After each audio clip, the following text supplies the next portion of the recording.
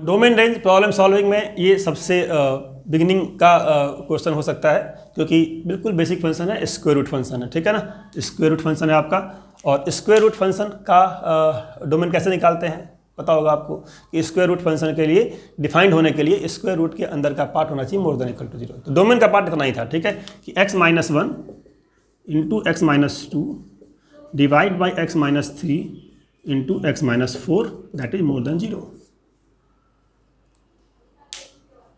ये होता है डोमेन। आपको जो भी स्टैंडर्ड फंक्शन मैंने कराया था, अगर नहीं देखा है आपने जाकर देखिए, स्टैंडर्ड फंक्शन में क्लियरली बोला है मैंने कि स्टैंडर्ड फंक्शन का डोमेन क्या होता है। तो स्क्वायर रूट है, उसका डोमेन होता है more than equal to 0। Equal to भी यहाँ पे 0 होगा, इक्वल टू भी 0 होगा, मोर देन इक्वल टू 0, ठीक है। अब ये आपका हो गया इनइक्वालिटी, ये आपका हो गया इनइक्वालिटी। तो इनइक्वालिटी सॉल्व कैसे करते हैं, वेवी कर्व लगाना है आपको। तो आपको प्रॉब्लम्स के थ्रू इस जो आपका प्रॉब्लम सॉल्विंग मैं ले रहा हूँ, ये रिकॉर्डिंग ले रहा हूँ, इसमें प्रॉब्लम्स के थ्रू हम लोग थ्योरी को ज़्यादा अच्छा तरीके से समझ पाएंगे, ठीक है। अब वेवी कर्व क्या होता है, वेवी कर्व ये कहता है कि अगर expression more than equal to 0 है, आपको पता लगाना कौन कौन सा एरिया है। तो पहले पता लगाइए कि कहाँ कहाँ पे ये एक्सप्रेशन 0 है, ठीक है। जैसे 1 और 2, तो 1 पे 0, यहाँ मान लिया मैंने 1 है, डार्क लगाते हैं, 2 मान लिया, यहाँ डार्क लगाते हैं, इन दोनों पे 0 है। कहाँ पे ये अनडिफाइंड है वो दिखते हैं, जहाँ पे ये 0 होगा, जहाँ पे ये 0 होगा, 3 पे 4 पे, तो 3 पे हो गया अनडिफाइंड, वाइट दिखाते हैं, 4 पे हो गया अनडिफाइंड, वाइट दिखाते हैं, जहाँ पे अनडिफाइंड होता है, ठीक है, वाइट दिखा दिया। तो 1 पे 2 पे 0 है, 3 पे 4 पे अनडिफाइंड है। इन पॉइंट्स को छोड़ दिया जाए तो बहुत सारा रीजन आ गया, 4 के आगे आगे, 3 से 4, 3 से 2, 2 से 1, 1 से पीछे पीछे। इनमें क्या होगा यही बताता है वेवी कर्व। अगर आपने वेवी कर्व नहीं देखा है तो वेवी कर्व का मेरा वीडियो है 10 मिनट का, जाके देखिए। Plus minus plus minus plus, by default ऐसे लगाते हैं, स्टार्ट करते राइट से, प्लस फिर माइनस फिर प्लस फिर माइनस फिर प्लस, क्योंकि सारे के सारे पावर ऑड हैं, सारे के सारे ऑड है। अगर सारे पावर ऑड होते हैं, अगर सारे के सारे पावर्स ऑड हो तो प्लस माइनस प्लस लगाते हैं, that is called wavy curve. क्या लेना आपको, मोर देन के साथ साथ इक्वल टू भी 0। मोर देन 0 कब कब है देखिए, इस वाले पार्ट में, इस वाले पार्ट में और इस वाले पार्ट में। तो माइनस इन्फिनिटी से 1 ओपन ओपन, मोर देन लिखना पहले में, ठीक है, मोर देन यूनियन, 2 से 3 ओपन ओपन यूनियन, 4 से इन्फिनिटी ओपन। लेकिन आपको मोर देन 0 के साथ साथ वो पॉइंट भी लेना है जहाँ पे इक्वल टू 0 हो रहा है। अभी इक्वल टू 0 कहाँ हो रहा है देखिए जरा, कहाँ हो रहा है इक्वल टू 0, तो ये इक्वल टू 0 हो रहा है आपका कहाँ पे, ये इक्वल टू 0 हो रहा है किस पे, 1 पे और 2 पे। तो 1 पे और 2 पे क्लोज आ जाएगा इसका। मोर देन 0 का मतलब क्या होता है, जहाँ पे ये पॉजिटिव हो तो पॉजिटिव वाला पार्ट, 4 से आगे आगे, 2 से 3 के बीच में और 1 के पीछे पीछे, लिख दिया इधर। अब आप देखिए कहाँ कहाँ पे 0 है, 1 पे 0 है, इसको क्लोज कर लेना है, 2 पे 0 है, इसको क्लोज कर लेना है, हो गया, आ गया आंसर आपका, ठीक है। तो ये था आपका very beginning question on domain range. इसमें डोमेन कुछ नहीं है, इसमें जो भी है वेवी कर्व है, ठीक है। डोमेन कितना था कि स्क्वायर रूट था, स्क्वायर रूट के लिए क्या करते हैं हम लोग, more than equal to 0, more than के साथ साथ इक्वल टू 0, ये भूलना नहीं है आपको, ठीक है। हाँ, इसी में अगर होता है ये 1 अपॉन अगर होता है 1 अपॉन स्क्वायर रूट, तो 1 अपॉन स्क्वायर रूट में होता only more than 0, but square root है मोर देन इक्वल टू 0। तो ये डोमेन एंड रेंज के कुछ प्रॉब्लम्स मैं कर रहा हूँ डिस्कस, और इन प्रॉब्लम्स को करने के बाद जब आप एक्सरसाइज ट्राई करेंगे तो ज़्यादा आप कॉन्फिडेंट फील करेंगे, चाहे आप क्लास 11th में हो चाहे क्लास 12th में हो, क्योंकि 11th वालों के लिए भी डोमेन रेंज है, और बेसिकली डोमेन रेंज 11th में ही पढ़ना होता है, ठीक है। बट अगर आप 12th में है, आपने 11th में कोचिंग नहीं किया है, तो आपको डेफिनेटली इन क्वेश्चंस को पहले करना है, सो दैट आप कॉन्फिडेंट रहेंगे जब आप क्लास 12th के फंक्शन के टॉपिक्स को पढ़ेंगे, ठीक है। तो पहला क्वेश्चन ले रहा हूँ मैं, स्क्वायर रूट फंक्शन है, 2 फंक्शन इसमें इन्वॉल्व है, एक तो स्क्वायर रूट, दूसरा लॉगरिथम, ठीक है।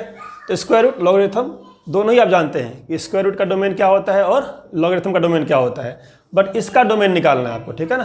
क्या कह रहा है कि स्क्वायर रूट के अंदर क्या है, लॉग है और 2x - 3 है, स्क्वायर रूट के अंदर है। तो सबसे पहले आप देखिए कि स्क्वायर रूट का डोमेन क्या होता है। अगर मैं कहता हूँ स्क्वायर रूट फंक्शन है कोई, स्क्वायर रूट fx है, तो इसका डोमेन निकालने के लिए क्या करते थे हम लोग, इसका डोमेन निकालने के लिए fx करते हैं मोर देन इक्वल टू 0।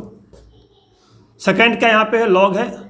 अगर log x फंक्शन है तो log x का डोमेन कैसे निकालते हैं, तो log x के लिए क्या होता है, x मोर देन 0, ये तो होता है हमारा। तो दोनों ही पता है डोमेन मुझे। यहाँ क्या किया, कंबाइन कर दिया, इस क्वेश्चन में दोनों को ही कंबाइन कर दिया। अगर दोनों कंबाइन कर दिया तो कैसे डील करेंगे, तो पहले आपको जैसे मैंने सेपरेट लिखा है वैसे लिखना है आपको, ठीक है। जैसे स्क्वायर रूट के अंदर जो भी फंक्शन लिखा हुआ है that has to be more than 0, तो यहाँ पे क्या आ जाएगा इसकी जगह पे आपका, इसकी जगह पर क्या आपका आ जाएगा log 2x माइनस 3, इसका जो बेस है half, it has to be more than and equal to 0। ये पार्ट हो गया first part. And second part क्या, लॉग के आगे का जो भी टर्म होगा that has to be more than 0। Log के आगे क्या है, 2x माइनस 3 है, सो 2x माइनस 3 मोर देन 0। तो डोमेन का काम खत्म हो गया। आपने एक स्क्वायर रूट फंक्शन को देखा, स्क्वायर रूट के लिए डोमेन क्या होता है, रूट के अंदर क्या value more than equal to 0। Log के लिए डोमेन क्या होता है, x मोर देन 0। अगर यहाँ पे कोई कांस्टेंट है तो कोई प्रॉब्लम नहीं है, x has to be variable more than 0। अब आपको इन दोनों को सॉल्व करना है। ये इनइक्वालिटी बिल्कुल सिंपल है, 2x minus 3 more than 0 that means क्या, इसका मतलब हो गया x मोर देन 3/2। ये तो बिल्कुल सिंपल था। ये क्या कहता है, ये समझना कि 2x minus 3 more than equal to 0 है। ये लॉग की इनइक्वालिटी है। लॉग में अगर आपको ये x निकालना है, यहाँ पे मोर देन इक्वल टू 0 है, आपको इसको भी लिखना है लॉग के फॉर्म में। तो log of 2x minus 3 half यहाँ पे है मोर देन इक्वल टू 0 को लिखते हैं log ऑफ 1 बेस हाफ, ठीक है। अब जब आप लॉग को कैंसिल करेंगे, यहाँ पे लॉग को कैंसिल करेंगे आप, तो बेस यहाँ पे हाफ है, बेस क्या 1 से छोटा है, और जब भी बेस 1 से छोटा होता है, ये साइन ऑफ इनइक्वलिटी ये चेंज कर जाती है। तो ये जो more than equal to that will become less than equal to. तो आपका ये क्या हो गया, ये हो गया 2x माइनस 3 यहाँ से लेस देन इक्वल टू क्या है ये 1। तो एक आंसर आपका ये था x 3/2, एक पार्ट से आया था। सेकेंड पार्ट से क्या आया, 2x minus 3 less than equal to 1। ये क्या हो जाएगा यहाँ से x less than equal to 2, 3 outside 4, 2 divide by less than equal to 2। तो x less than equal to 2, x more than 3/2, इन दोनों का कॉमन लेना होता है, कॉमन। अब इन दोनों का कॉमन क्या आएगा, कॉमन कैसे निकालते हैं, तो कॉमन निकालने के लिए आपको क्या करना है, एक नंबर लाइन ड्रॉ कर लेना है। एक नंबर लाइन ड्रॉ करने के बाद उस नंबर लाइन पे पहले आप दिखा दीजिए पहला कंडीशन, पहला दूसरा जो भी है दिखाइए। x मोर देन 3/2, यहाँ कहीं 3/2 हुआ, एज्यूम कर लिया मैंने, 3/2 से आगे ओपन ब्रैकेट लगा दिया, वाइट सर्कल। सेकेंड क्या है, लेस देन इक्वल टू 2, यहाँ कहीं 2 होगा, इसके पीछे आपको यहाँ पे इक्वल टू भी है, डार्क लगा दिया। वाइट क्योंकि इक्वल नहीं है, डार्क क्योंकि इक्वल है। आपको क्या करना है, आपको कॉमन निकालना है। कॉमन का मतलब क्या होता है, वो पार्ट जो दोनों में हो। तो अगर ये कोई ट्रैक है जिस पे आप वॉक कर रहे हैं, यहाँ से आगे आप जा रहे हैं, यहाँ से पीछे आपका फ्रेंड आ रहा है, आपको साथ साथ वॉक करना है। तो साथ साथ वॉक कहाँ से कहाँ होगा, यहाँ से लेकर के यहाँ तक। तो 3/2 से लेकर 2 तक, तो 3/2 से लेकर के 2 तक, इसमें 2 पे क्लोज, 3/2 पे ओपन। क्यों, क्योंकि 3/2 पहले से यहाँ पे ओपन था, ठीक है। तो अगर 3/2 पे ओपन था, इसका मतलब 3/2 पे आप अवेलेबल नहीं हैं, आप 3/2 से आगे अवेलेबल हैं। 2 पे क्लोज है मतलब 2 पे भी है और 2 के पीछे हैं। तो कॉमन कभी भी निकालते हैं तो कॉमन वो होता है जो दोनों में हो। तो 2 से लेकर के 3/2 तक का पार्ट है, दोनों में है, बट 3/2 नहीं है, तो 3/2 से लेकर 2 तक किया, ठीक है। ये आपका हो गया डोमेन, इसका आंसर, ठीक है ना। मैं मैच कर लेता हूँ आंसर, ठीक है नहीं, ठीक है। आंसर बिल्कुल सही है, 3/2 से 2 और क्लोज इंटरवल, यहाँ पे ओपन इंटरवल, ठीक है।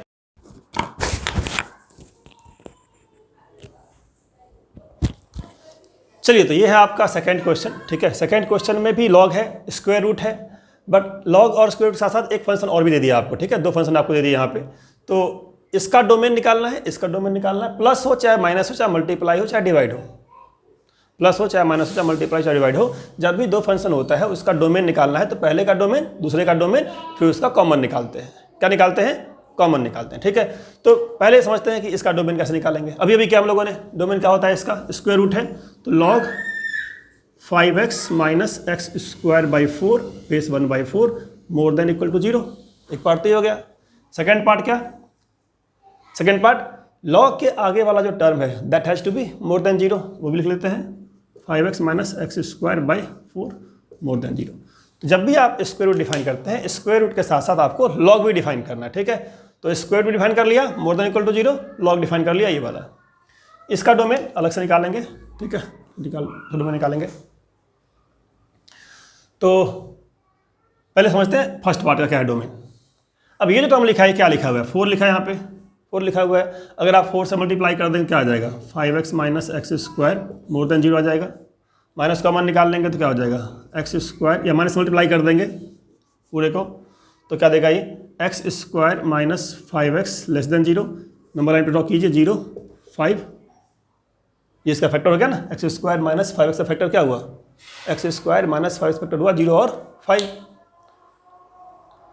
चलिए तो 0 और 5 इसका फैक्टर हुआ, तो प्लस लगाते हैं माइनस लगाते हैं प्लस लगाते हैं, माइनस वाला पार्ट लेंगे 0 से लेके 5 हो गया इसका, इस पार्ट का तो हो गया। सेकेंड पार्ट देखते हैं क्या है, ये वाला पार्ट, इसमें आपका फिर से लॉग है, इधर 0 है तो इसको करिए log 1 बेस 1/4। अब log 1 हो गया 0, ये बेस 1/4 था इसका, लॉग कैंसिल किया, जब भी लॉग कैंसिल करते हैं तो क्या होता है, ये क्या हो जाएगा, ये उल्टा हो जाएगा, लेस देन इक्वल टू हो जाएगा, ये रिवर्स हो जाएगा, ये लेस देन इक्वल टू। अब आपको सॉल्व करना है less than equal to, less than equal to इधर क्या था, मोर देन 0 था, ठीक है ना, less than equal to more than 0 हम सॉल्व कर चुके हैं, और इन दोनों का कॉमन लेना पड़ेगा, ठीक है।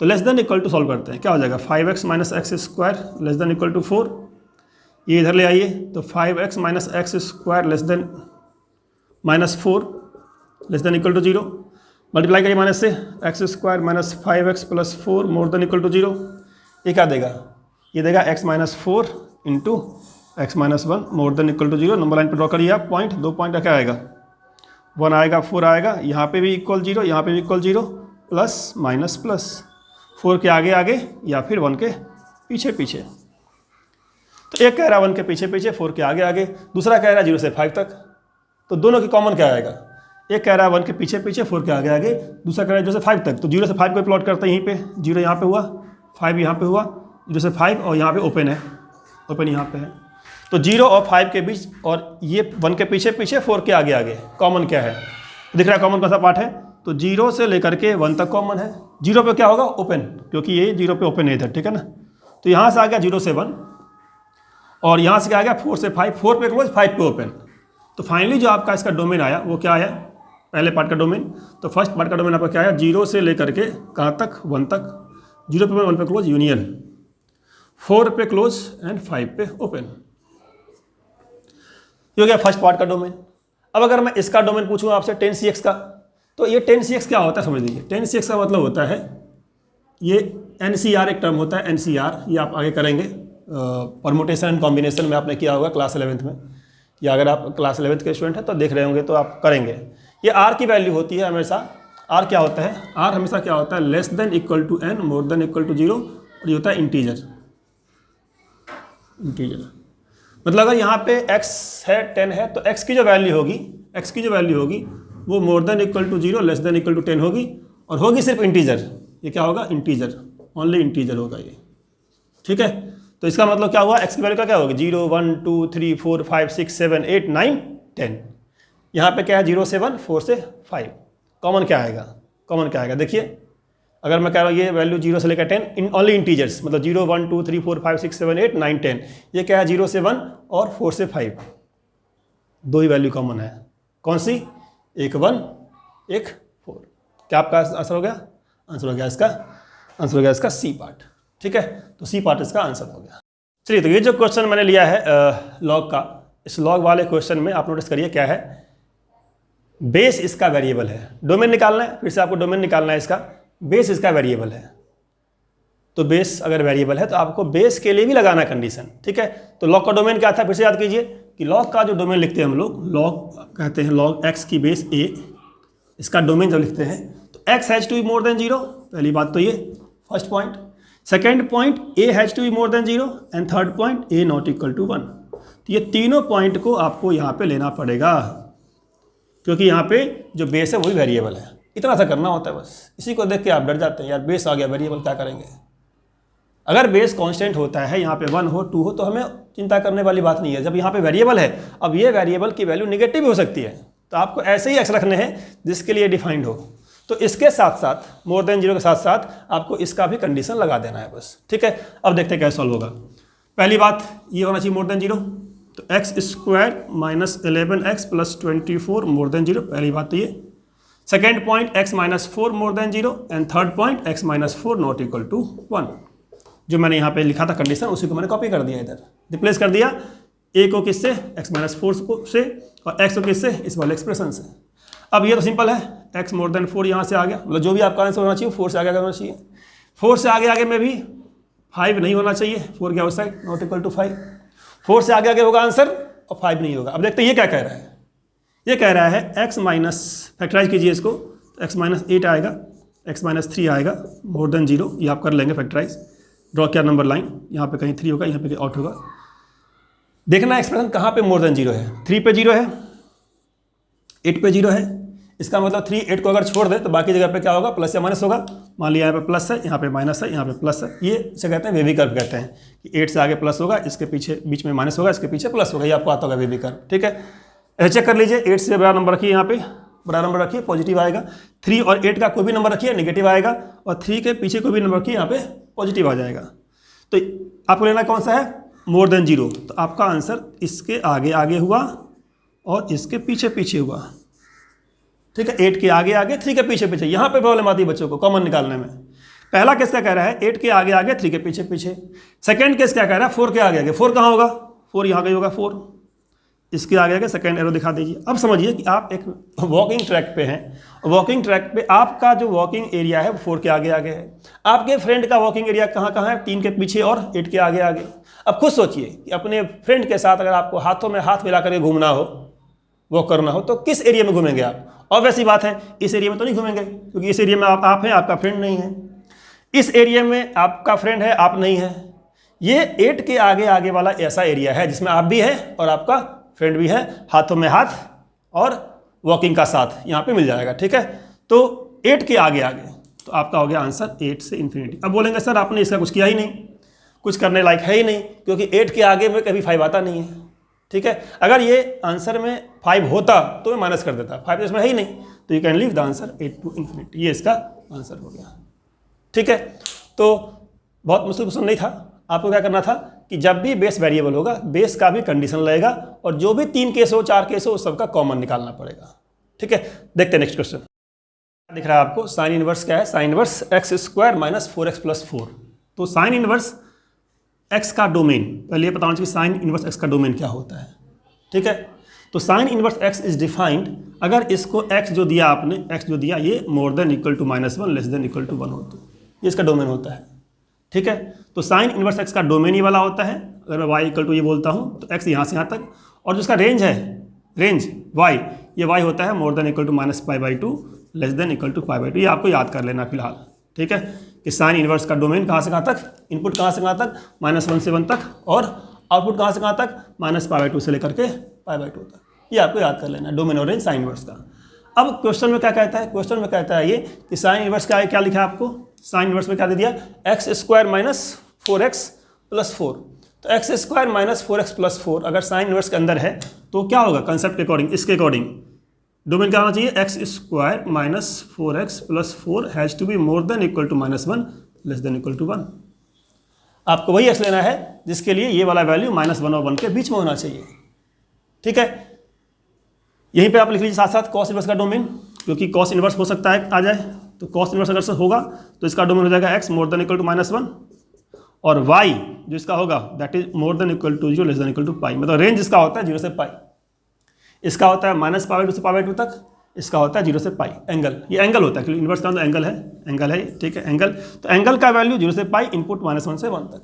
साइन और कॉस का इनपुट सेम है, आउटपुट दोनों का अलग अलग है। तो ये जो वैल्यू है ये मेरा -1 और 1 के बीच में होना चाहिए। देखिए ध्यान से, कैसे सॉल्व कैसे करेंगे इसको सॉल्व करना एक चैलेंज होता है। सॉल्व कैसे किया जाए, इसको 2 पार्ट ब्रेक करना पड़ेगा, एक राइट का एक लेफ्ट का। राइट का आंसर आएगा, लेफ्ट का आंसर आएगा, कॉमन निकालेंगे। तरीका तो ये होता है कि एक आप राइट में करिए, एक आप लेफ्ट में करिए, कॉमन निकालिए। देखते हैं, एक स्टेप में आपको दिखा रहा हूँ यहाँ पे थोड़ा सा डिफरेंट। ये x-2 का होल स्क्वायर लिखा हुआ है कि नहीं, जो लिखा हुआ है, अगर ये नॉर्मली क्या होता है, आपको इसका राइट का एक इनइक्वालिटी सॉल्व करना है, लेफ्ट का एक इनइक्वालिटी सॉल्व करना है, और दोनों का कॉमन लेना है बाद में। दोनों का लेना है, कॉमन लेना है बाद में, कॉमन यूनियन नहीं, कॉमन लेना है, ठीक है। अब ये जो एक्सप्रेशन है इससे खास इसमें क्या है कि ये a - b का होल स्क्वायर लिखा हुआ है, a² b² -2ab less than equal to 1 more than equal to -1। इसमें क्या स्पेशलिटी है कि जो लेफ्ट वाला पार्ट है, लेफ्ट वाला पार्ट ऑलवेज ट्रू है, दिस पार्ट तो ऑलवेज ट्रू है, मोर देन इक्वल टू -1 होगा ही होगा। x बिलोंग्स टू r यहाँ से आ गया, x इक्वल टू r यहाँ से आ गया, कोई भी नंबर देंगे ये पार्ट हमेशा होल्ड करेगा। तो यहाँ से एक्स आर आ गया, आपको सिर्फ राइट वाला पार्ट सॉल्व करना है। एक्स माइनस टू का whole square less than equal to 1। अब एक्स माइनस टू का whole square less than equal to 1 है, इसको सॉल्व कैसे किया जाए? किसी नंबर का whole square less than equal to 1 का मतलब क्या होता है?